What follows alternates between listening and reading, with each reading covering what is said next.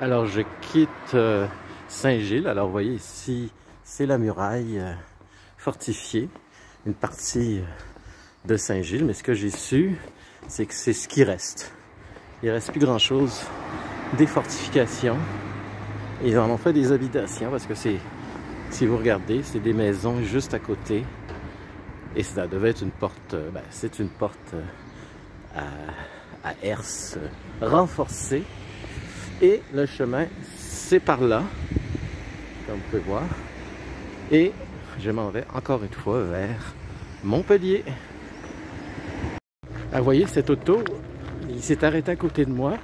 Il a sorti son chien et il fait sa promenade de chien en auto. Alors moi, j'aurais tout vu. Quelqu'un qui promène son chien en bagnole. Alors le petit toutou, il suit là, sans se faire écraser. Si vous voyez bien l'auto bleue au loin. Alors, on voit des choses assez étranges des fois quand tu voyages. La seule tristesse que j'ai pour vous, c'est que vous ne sentez pas ce que je sens.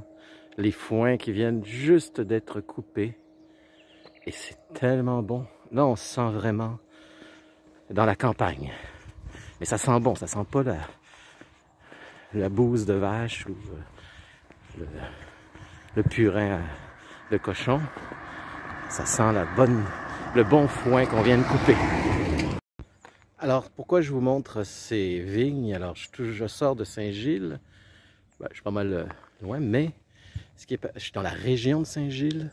Et si vous regardez bien le pied de vigne, d'ailleurs, on appelle ça le pied de Saint-Gilles. Ça ressemble à un pied, avec un peu d'imagination. Mais c'est vraiment comme ça que se nomme ce cépage, le pied de Saint-Gilles. Et justement, hier soir, avec des amis français, je dis des amis parce qu'on était vraiment chummy à la fin de la soirée, après 2 bouteilles de vin, 2 bouteilles de bon vin de Saint-Gilles, on a parlé, quand on est allé visiter d'ailleurs un magasin pour acheter nos vins spécialisés, un magasin spécialisé, il nous a expliqué ça, le fameux cépage pied de Saint-Gilles. Alors si vous venez dans la région, ce que vous voyez des mâts, comme ici le mât de la Huppe, c'est tout simplement des auberges. Le terme commun pour auberge. Alors je vais aller avoir l'honneur de comment dire, traverser le vignoble de la Costière de Nîmes. Un vignoble de la vallée du Rhône. Alors c'est un vin célèbre que vous connaissez peut-être. En tout cas, c'est ça pour dire que, regardez, toutes ces vignes-là font partie de la Costière de Nîmes. Et je vais piquer là-dedans pour me rendre à Vauvert. Et après, à Gaillarde, qui est mon étape finale. Alors j'aurais fait au total une trentaine de kilomètres, ce qui commence à être, si tu m'entends Stéphane, qui m'a accompagné l'année dernière, une trentaine de kilomètres, t'es d'accord avec moi, ça commence à faire du millage. Alors j'ai des amis très gentils, comme vous pouvez les voir, très calmes. Pourquoi je vous les montre? Parce qu'il y en a beaucoup qui font le chemin de Compostelle à dos d'âne. En fait, ils transportent leurs bagages sur ces charmants petits animaux. Alors, je vous les présente. Ansel et Gretel. Salut Ansel et Gretel. Enchanté. Merci de m'avoir reçu et je continue. Alors maintenant, je traverse un champ de pêche. Et regardez à droite, un futur champ de pêche. On vient de planter des pêches, des pêchiers, je sais pas trop, pour le futur.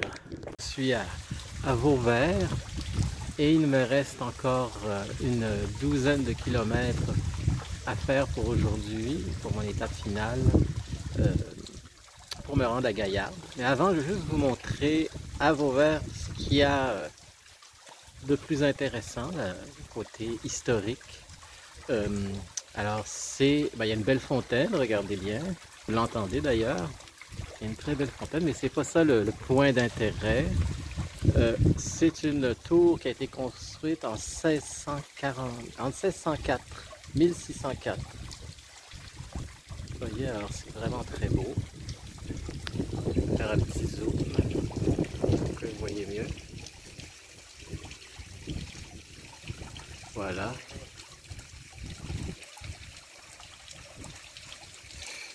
Mais elle a été reconstruite. Alors ce que vous voyez là, c'est en fait, elle a été retouchée en 1848, je crois, là, en tout cas dans ces années-là. Mais elle a été l'original. C'est vraiment 1604. Alors vous devez vous demander pourquoi je filme un banc. Ben, c'est le premier banc que je vois en 2 jours pour les pèlerins. Regardez, il y a même une indication qu'on est sur le GR 653. Le GR 653, c'est le numéro du GR qui correspond à la voie d'Arles. Alors on a vu les ruines romaines, les œuvres de Gauguin, et là on voit la guerre. Alors cette rue est en l'hommage de Lucie Aubrac, qui est une résistante qui a survécu à l'occupation allemande et qui est une héroïne de cette fameuse guerre, Deuxième Guerre mondiale. Regardez bien ceci, c'est une plante et sur cette plante-là, il y a plein de petits escargots qui relaxent au soleil. Probablement qu'ils se nourrissent aussi un peu de la sève de la plante.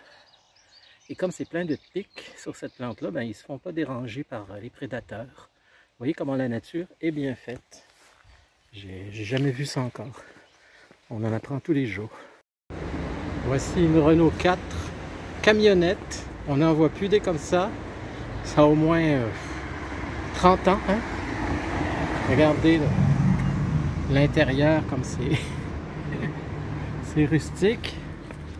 C'est la Renault 4 F6.